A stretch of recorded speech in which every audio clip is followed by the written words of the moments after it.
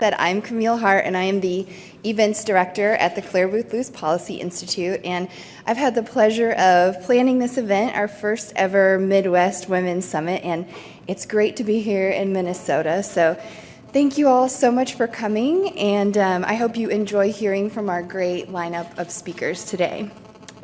Now I'd like to introduce our first speaker of the day, Nonie Darwish. Nonie has an extraordinary story, which she details in her memoir, Now They Call Me Infidel, Why I Renounced Jihad for America, Israel, and the War on Terror. Nonie was born and raised as a Muslim in Cairo, Egypt, and Gaza, and lived under Sharia law. She studied sociology and anthropology at the American University in Cairo, and from there she worked as an editor and translator for the Middle East News Agency until she immigrated to the United States. And following the September 11th attacks, Nonie began writing columns critical of Islamic jihad and extremism and the silence of moderate Muslims. Nonie is now a Middle East expert, and she lectures extensively on college campuses and internationally. She is part of the Luce Policy Institute's popular campus lecture program, and in 2008, she received Luce's Woman of Exceptional Courage Award. That's an award we only give occasionally for exceptional women like Nonie. She has been published in The Guardian and Wall Street Journal and appeared on numerous television programs.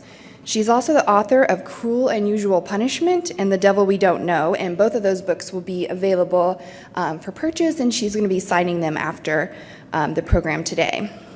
Nonie is a senior fellow at the Center for Security Policy, and in 2009, she co-founded FormerMuslimsUnited.org, which stands for freedom of religion and to protect the civil rights of people who were born into Islam and wish to leave their religion. Please join me in welcoming Nonie Darwish.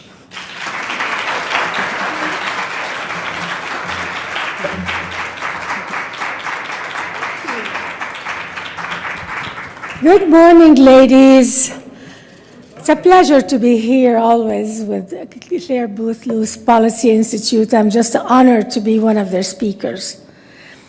It's ironic that the expression war on women did not originate in Saudi Arabia. It was not held by signs in Tahrir Square during the Egyptian Revolution.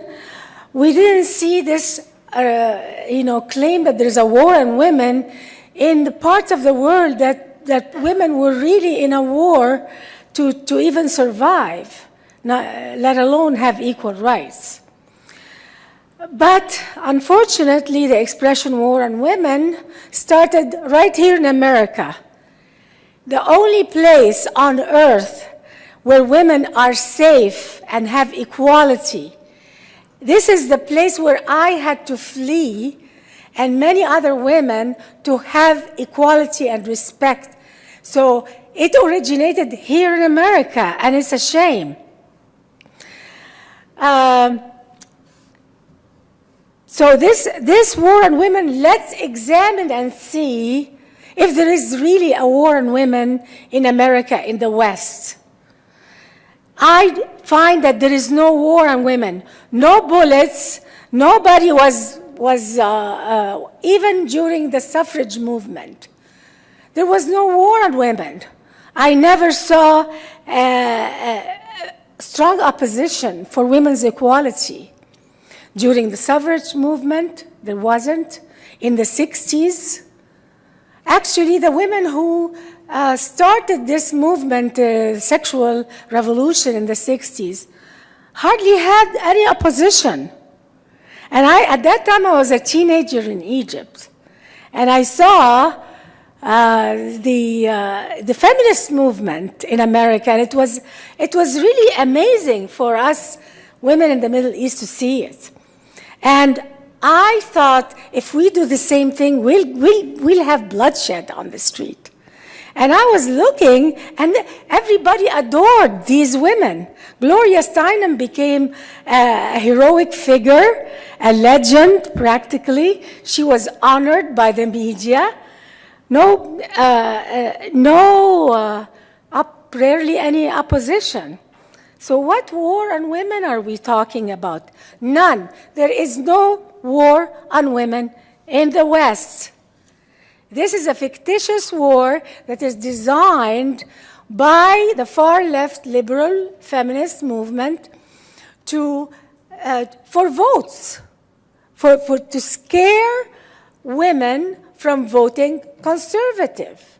Women who don't have time to research, who come from work, they have children, and they come and watch a few minutes of news, and they hear there's a war on women by the conservatives, and they say, oh no, we're not going to vote Republican. It's just being used as a tool to scare tactic without any basis. And it's very obvious. So right here in the West, there is no war on women. Let us see where is the real war on women. In the Muslim world, this is where there is a war on women. And it's a genuine war on women for 1,400 years. It's an unwinnable war on women.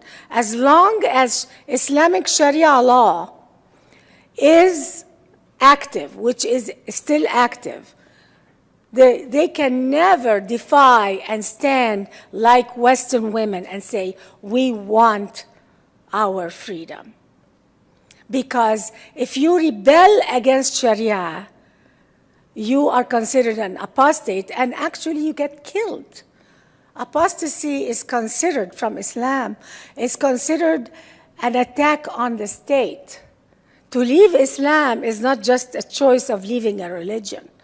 Under Islam, to leave Islam, to be rebellious against Islamic law called Sharia, is equal to having done treason against the state.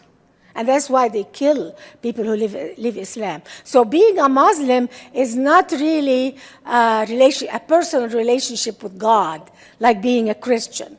Being a Muslim is a forced contract on the person with the state to practice Islam against your will, whether you like it or not. To do a feminist movement and to reject the legal system that suppresses women is equal to rebelling against the state. So this is where the war on women really happens. Let's see the feminists in the West. Have they touched the topic of Islam?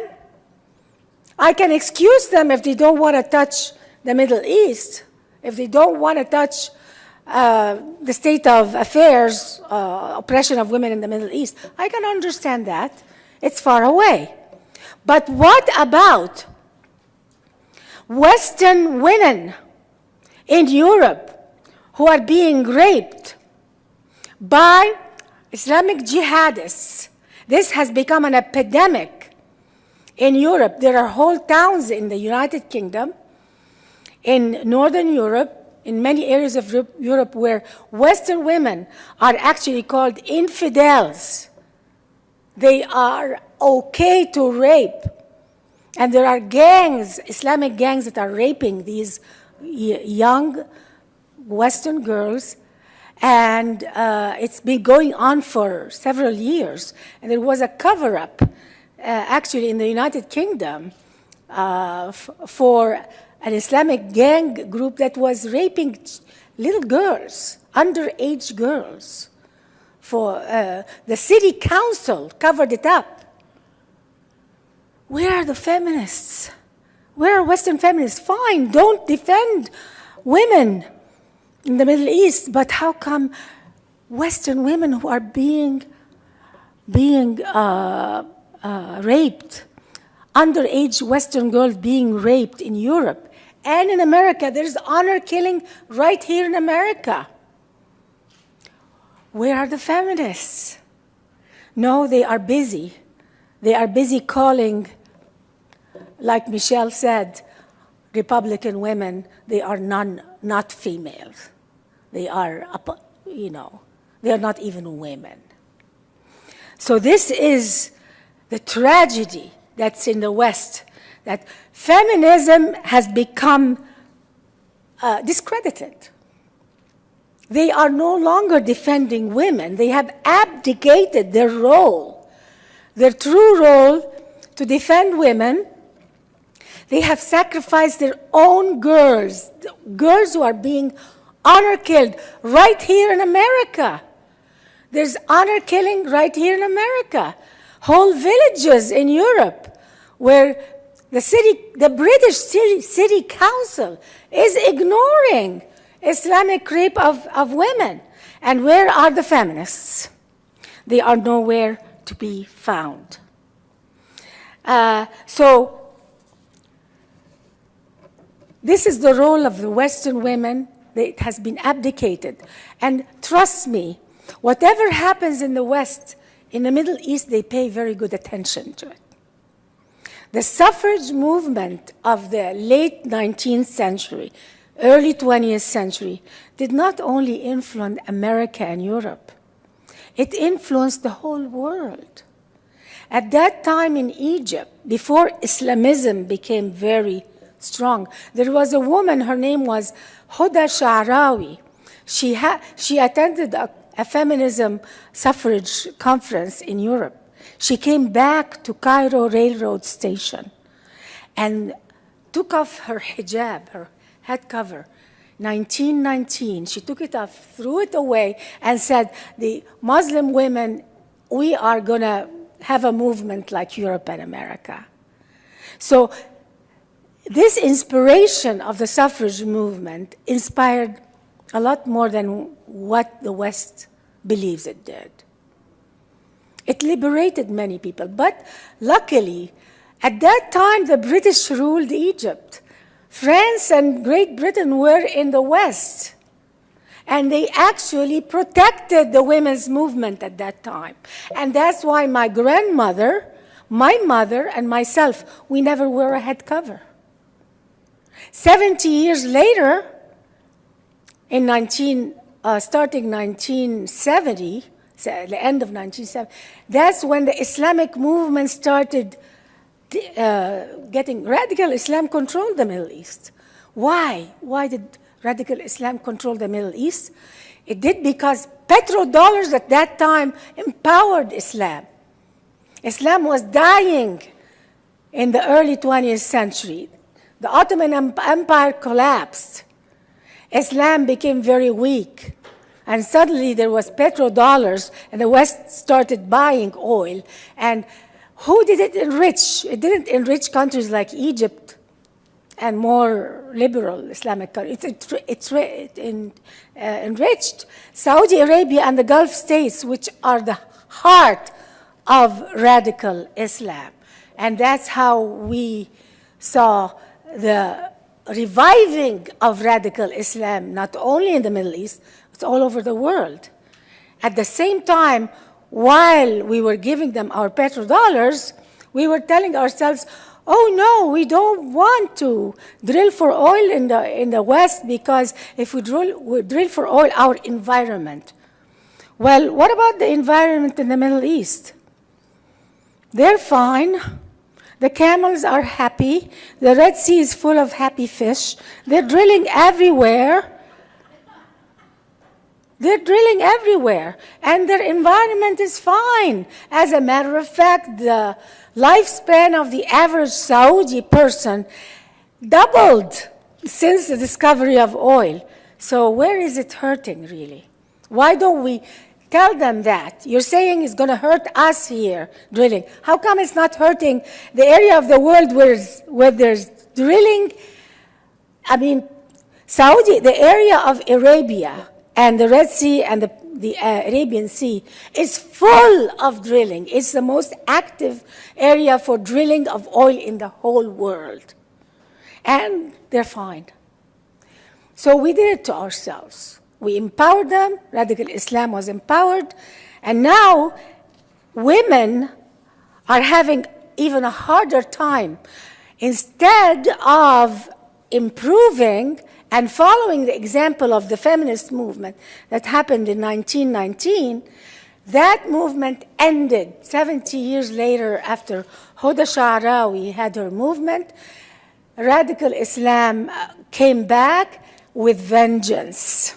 And what happened is, by choice, women in Egypt went back to the hijab. I never wore it, but it's the movement now.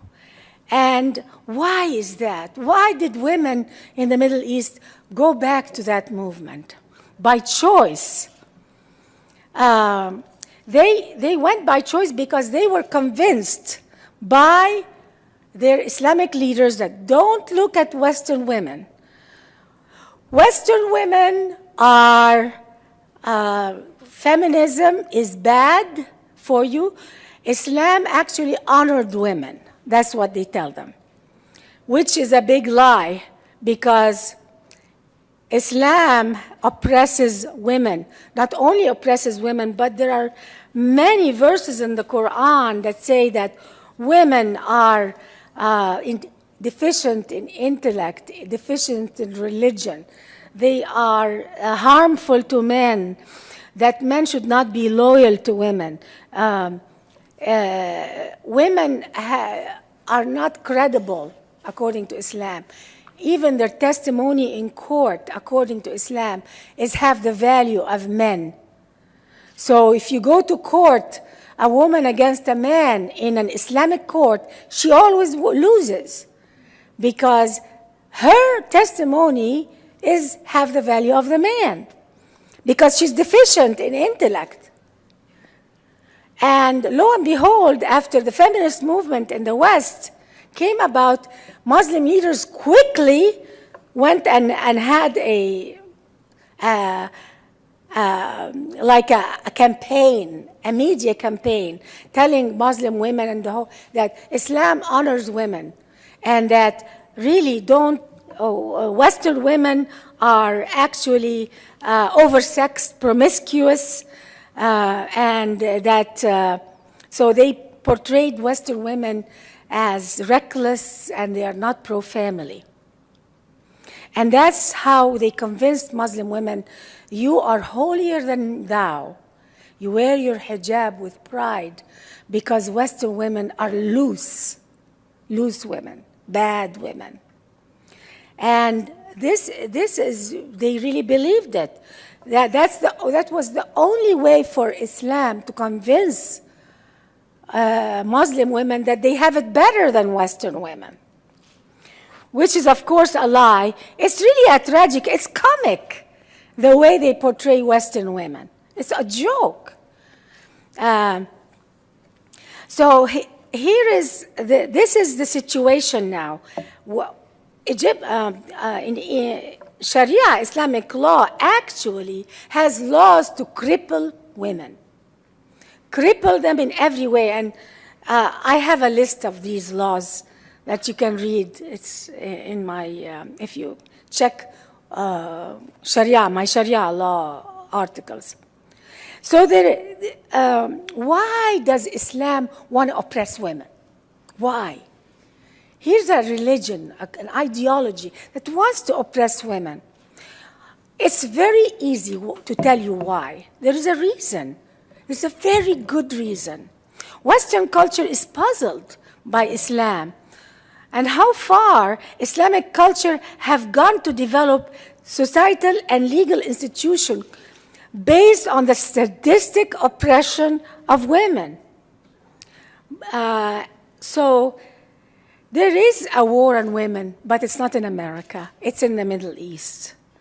And the reason is the values of Islam is not like the Bible. Islam wants men to do the most important objective of Islam. What's the most important objective of Islam? It's not life, liberty, and pursuit of happiness. The number one objective of Islam is to control government, to expand and create a state, an Islamic state that controls the whole world. Islam's number one objective is to expand through jihad. The concept of jihad. What's the concept of jihad? In Christianity, we're all sinners. In Islam, they are all sinners. And we have to conquer them, to fix them, to make them Muslims, and to stop their sin, they have to become Muslim. So we have to go to war against them. a holy war. War is holy in Islam. So men have to be available in Islam to do this holy war. Men should not be devoted husbands and fathers and care number one about their family. Muslim men have to care number one about doing jihad. What stands in the way here? If they fall in love with a woman, if they respect women. So women become an impediment in Islam. They become the enemy of the objectives of Islam. And a lot of people don't understand why. Why does Saudi Arabia hate to celebrate Valentine's Day? They forbid even the selling of red flowers on Valentine's Day. They will arrest you in Saudi Arabia, if you celebrate Valentine's Day. Love for a woman is not a thing to be celebrated. This is the unwinnable war on women. And why Islam is totally paranoid about women. They want to suppress them, cover them, and segregate them. So men are free to do what ISIS is doing today. That's it in a nutshell.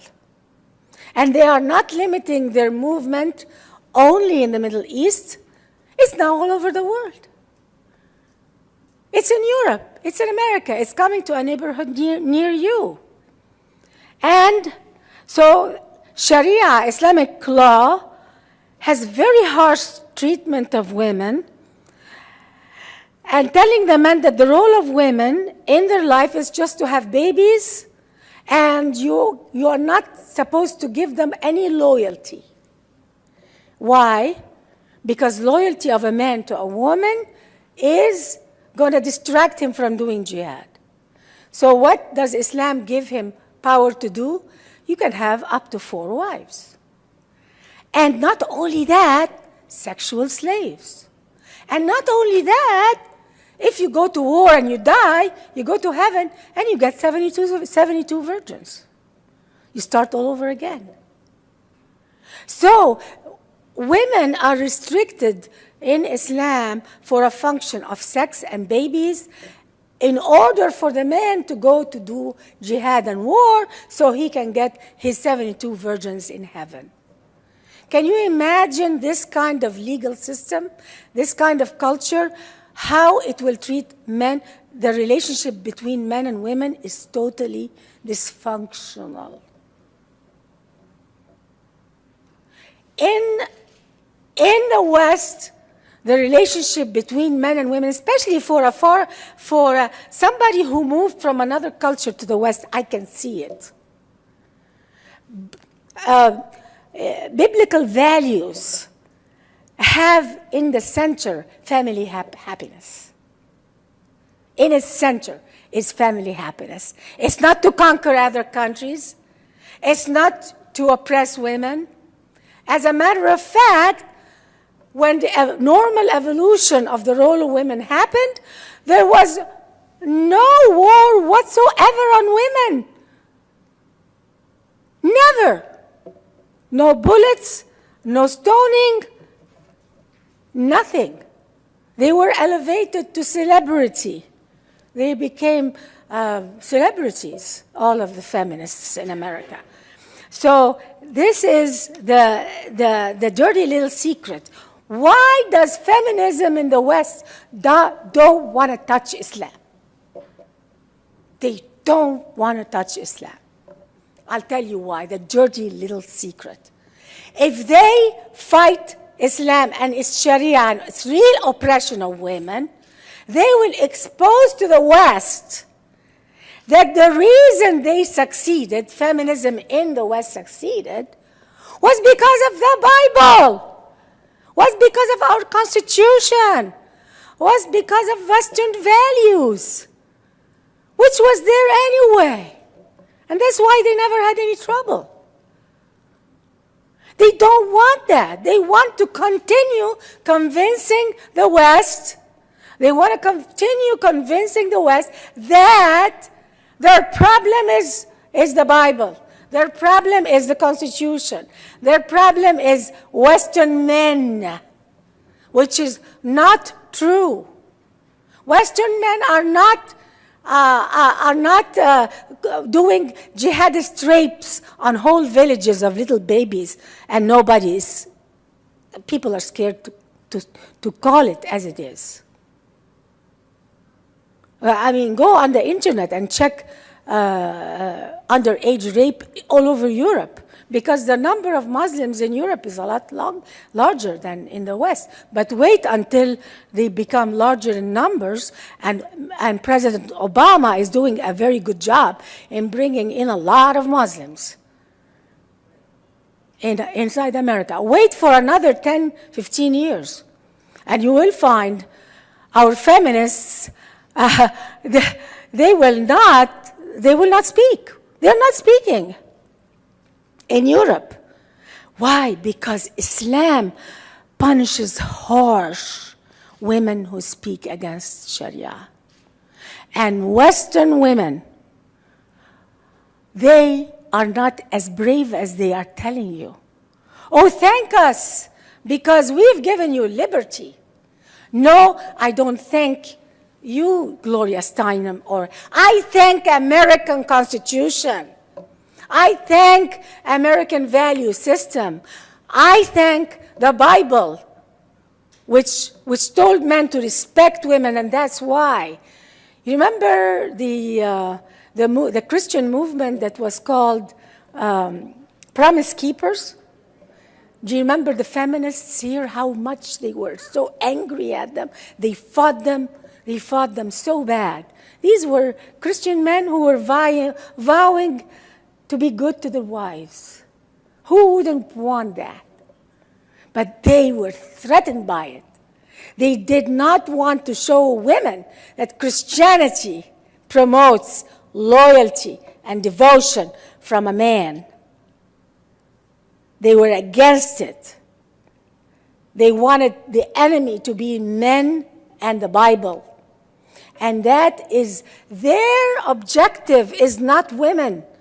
Their objective is to destroy the value system in America, which gave freedom for women. And that is something that I see so clearly, because I come from that value system in the Middle East, where women have molded themselves. They have molded themselves to live under this oppression, convinced themselves to have pride in bondage. They learned helplessness. That's what they learned, to have power through helplessness. And if you go to the Middle East, not all women in the Middle East are so scared and poor. And actually, there's two kinds of women in the Muslim world. The doormats, who are totally oppressed and suppressed, and the powerful Muslim women who wear their Islamic clothes with total pride and would tell you, I am proud to be a Muslim. I love the Sharia system. I want Sharia. And these are the women who report the little girls who don't want to wear Islamic clothes. They are very assertive. They promote jihad.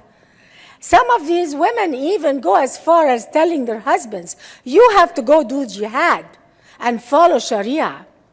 These are the same women who stand in front of the TV in the Muslim world and say, I have given my son to jihad, and I'm ready to give the rest of my children to jihad. And these women are the ones who are honored. They are given total respect in the media, in the Arab world. You see, have you seen the Palestinian women who stand and say, we're going to give all of my children to jihad? And actually, some Muslim women, radical Muslim women, tell their husbands, if you don't do jihad, I will divorce you.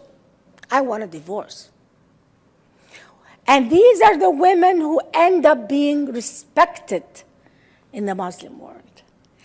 So what do it be, to become a powerful woman in the Middle East, you have to be as radical, if not more radical than men. So that's how it is.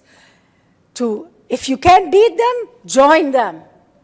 So Islamic feminism is to embrace jihad. Give your kids to jihad. Give your husband to jihad. That's what happened to me. I lost my father to jihad.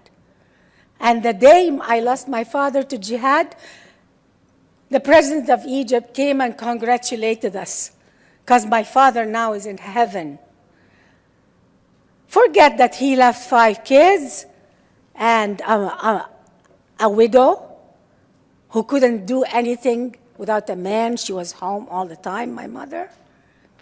So this is the only way to get respect in the Muslim world, is to deny your needs as a woman and to actually give up yourself, your children, your husband, to the concept of jihad. And that's the only way a Muslim woman can achieve respect and power. And there are Muslim women who have a lot of power, but these feminists, these Islamic feminists, they come here to college campuses in America, and they say, we're happy, we're proud of being Muslims. Islam doesn't oppress us. We are superior to Western culture, and we're happy being Muslim. We're happy living under Sharia law. Guess who buy their propaganda? The feminists in America. These are the women who buy their propaganda. When I came to America, I used to be a journalist right after college in Egypt. So when I came to America, I started being a little active, speaking about the oppression of women. That was even before 9/11, about the oppression of women under Islam. Guess who supported me, who was interested in what I said? It was not the feminists in America, it was you. It was the ordinary conservative American women who listened to me. But the left, the far left, they hated what I have to say. Why? Because it doesn't fit in their agenda. So this is the dirty little secret, that Western feminism does not want to fight Islam, because if they fight Islam, they're going to expose that they had it very, very good, that Western feminism evolved without any kind of war. There was no war. When women started the movement, it was a ripe movement. It was ripe for the picking. There was no war. They didn't put them in holes and stone them like in the Middle East if you speak against Sharia. So this is what's happening. Feminism in America is courting and being very friendly with the assertive Islamic feminist who says, I love Sharia, and I'm proud of Islam, and I'm happy in my Islamic cover. Actually, there are some Islamic professors on campuses today here in America who write books about how the veil freed me. And guess who buy these books and love them? The feminists. How the veil is freedom. They have convoluted.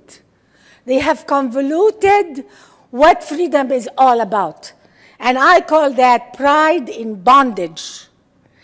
Helplessness has become a value.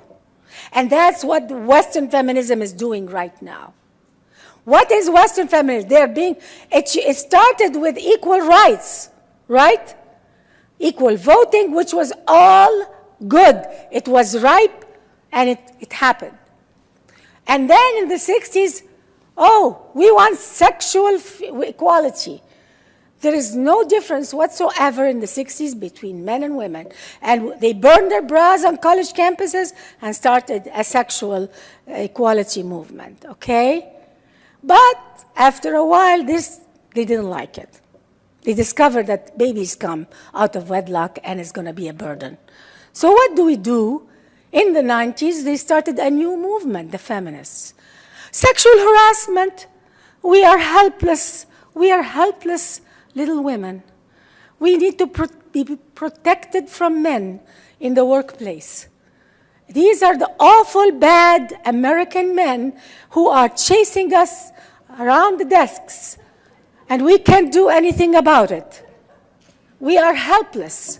So they've discovered that helplessness can be learned. Learned helplessness can be beneficial. So now we are in a state now where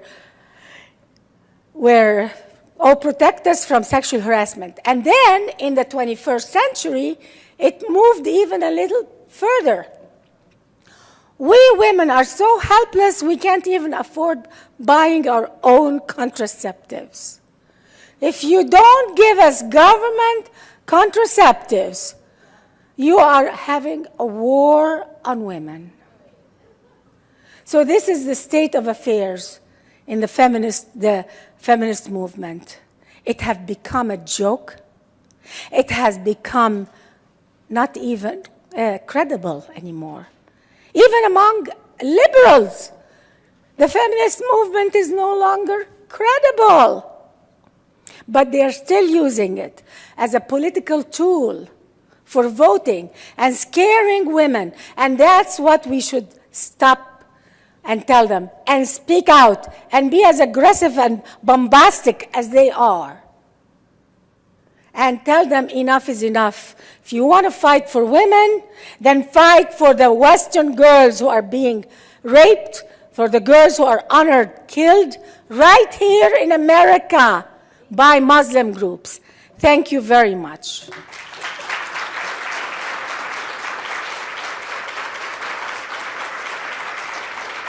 And I'll take some questions. Yeah, we do have time for some questions. If you could just give your name when you get the microphone.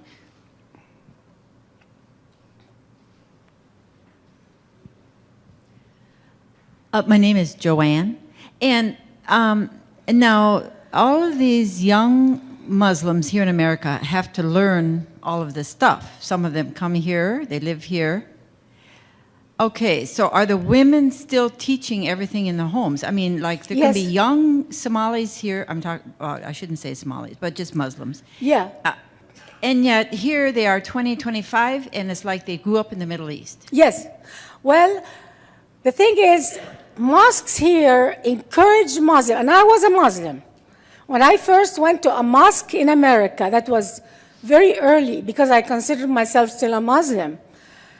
In the early 80s, I went to twice mosque in America, and they told me wear your head cover, and I said I've never worn that in the Middle East, so why should I wear it in America? It's alien to me. It's like wearing a costume. I've never worn it in the Middle East, and he said because we have to present ourselves as separate, we have to present ourselves as Muslims. And it's our jihad, our form of jihad as women. So jihad for men is to do war. Jihad for women is to hold the Sharia laws and the obligations of Islam, teach it to our children, and tell them to be jihadists. And our form of jihad is to cover and be proud of it. And as a matter of fact, the children of many Muslims in Europe are more radical even than their parents. Do you see the Tsarnaev brothers in Boston who blew up the Boston Marathon? Yeah, their mom and dad were radical. The mom especially was very... Have you seen the mom? That's an example of an Islamic feminist. The mother of Gohar Tsarnaev and his brother. She was not apologetic for what her children did. She stood and said, she was threatening America from arresting her son. How dare you? So this is an example of Islamic feminism, is to say, I'm happy under Islam and you're an infidel. You deserve what's happening to you. So that's what I learned in the mosque. And I stopped going. I lived in America for 17 years without practicing any religion until I became a Christian. And that's when that's when I started seeing reality. Oh my goodness. And the feminists are not on my side. In America, they're on the mothers of terrorists side. Oh my, that's when the feminist movement in America, the fakeness of that movement became very clear to me. They were not on the side of women like me who was in need to speak the truth and for America to listen. They boycotted me. So. Hi, I'm Samantha. Thank you so much for speaking. I feel like in the news so much recently, there's been news about girls who leave Western society who are Muslims and who go and join ISIS. And I'm wondering if you could shed some light on why that's an appealing option to them and how we can dissuade them from doing that. Yeah, that's a very good question. We're seeing every day news from Europe, from Australia even, from America, Canada, of girls and young men too, who are being attracted to the ISIS. Why? It reflects on human nature. We are not all sane. We are not all... there is attraction to the human spirit of evil. Sometimes when you show power and defiance of the world, me standing against the world, and some teenagers are so vulnerable to that. To them it's almost like a movie, like I'm participating in a movie. So what they do is they contact them through the internet and they talk to each other, these teenagers, usually behind their parents' back, and they get tickets pretending they're going for a vacation or something, and they are very naive, very naive. But it happens because not every, and also there are some Westerners who do it also, and they are very fragile. They have no purpose in life, maybe in America. They disfranchised young people who want a cause. There's even a movie called Rebel Without a Cause. We humans like to participate in causes, and some of us are so weak, they don't even want to examine the cause. They just want a cause. And to them, ISIS maybe is a cause. Yeah. Thank you so much for coming. Can you say a little bit about the differences between the different sects of Islam? Because we refer to ISIS as if that's the same as all of them, and it's confusing to many of us to understand how it all, they're so different and yet. Yeah, that's a good question. A lot of people don't know what's Sunni, what's Shiite, what's all these sects, but basically, to the American people, it doesn't really matter. Sunnis are the majority of Arab countries are Sunnis. Iran and Iraq is majority Shiites. There are Shiite minorities around the world, but mostly it's Iran and Iraq. That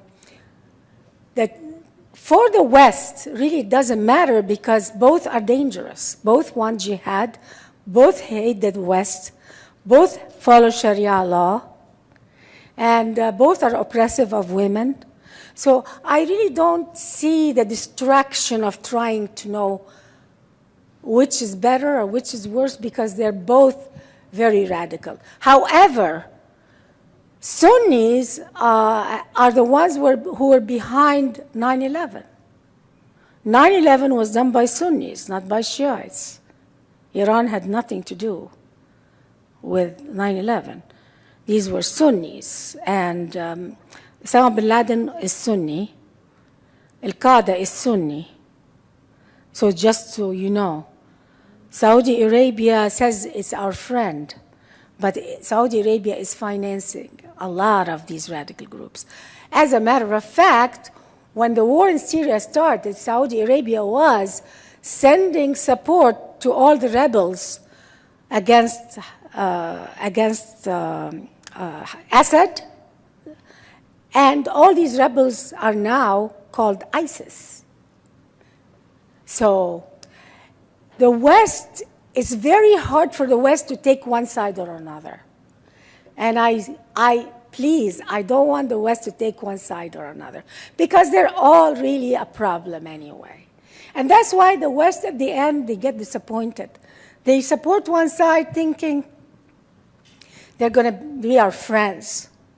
Even when we saved Kuwait, from the assault of Iraq in 91, when they conquered Kuwait and we freed Kuwait, do you think the Kuwaitis are now 100% pro-America? No.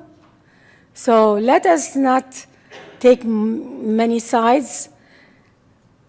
The most important thing is to restrict Islamic immigration to the West until this whole mess is over. This is just more of a distinction on that. If I'm understanding you right, there isn't, due to all the political correctness that we have in the US right now, there isn't really a moderate Islam and a radical Islam. They're just all the same, is what I'm understanding you saying. They're either jihad in waiting or active jihadists now. And that, and I guess I'm also wondering if you would classify Islam as a cult? Well, Islam, when I lived in the Middle East, I never heard the word moderate Islam and radical Islam. This is not an expression that's used in the Muslim world. This is a Western expression created in the West to distinguish and not offend Muslims.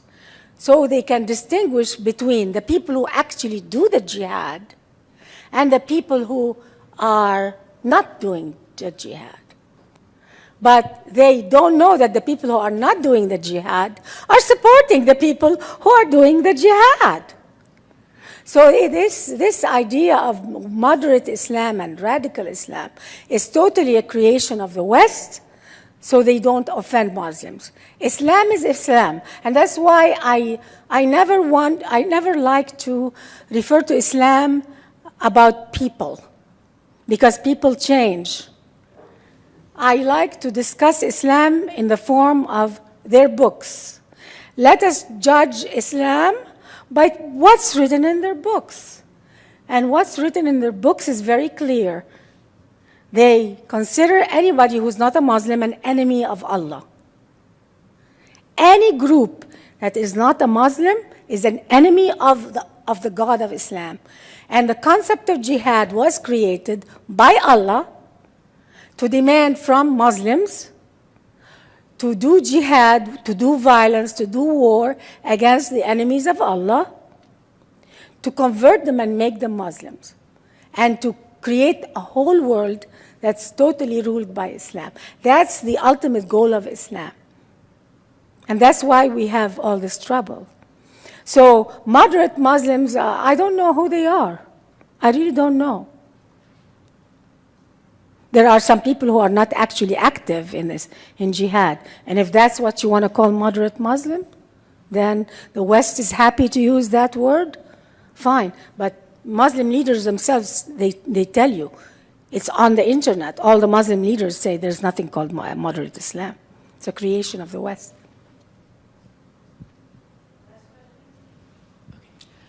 Hello, thank you for doing this. This is very interesting. My name is Sophie. My question is related to Malala Yousafzai.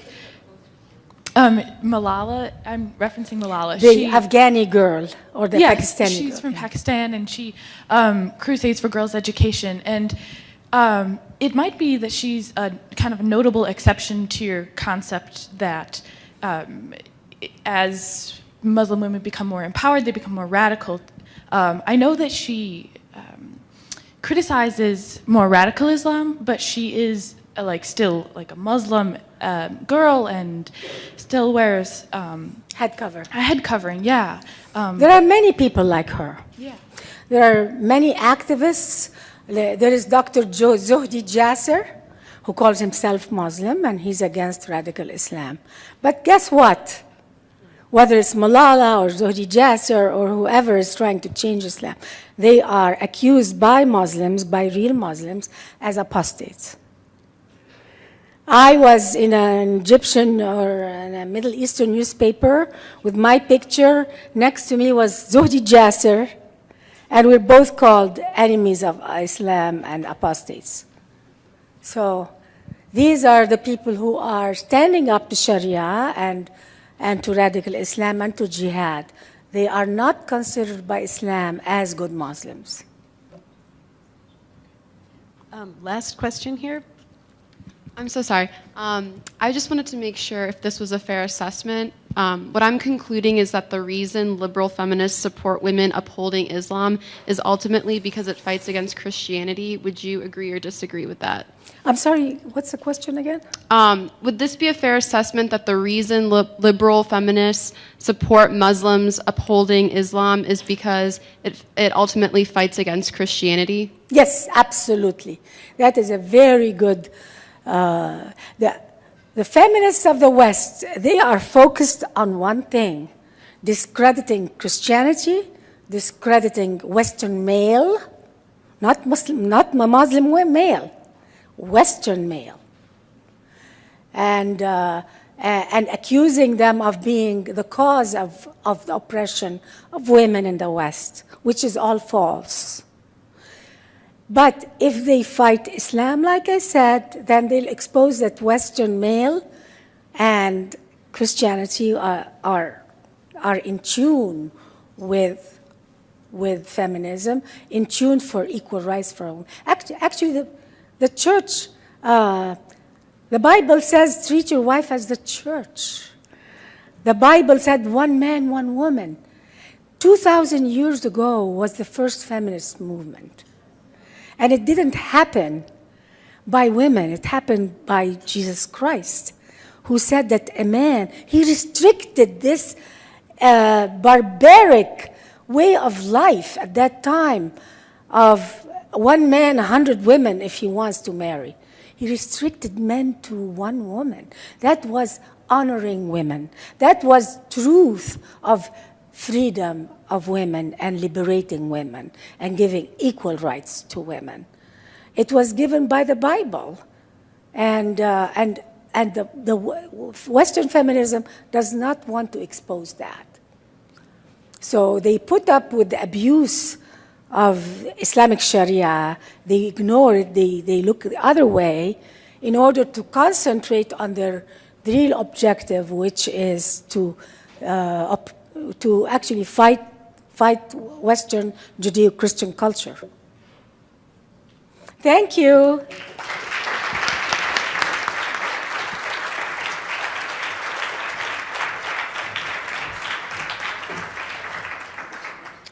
I want to say thank you so much for speaking to us today. Nonie's actually a loose campus speaker, so if anyone is interested in bringing her to your campus, please come talk to me afterwards, and CBL can help you secure funding and bring her to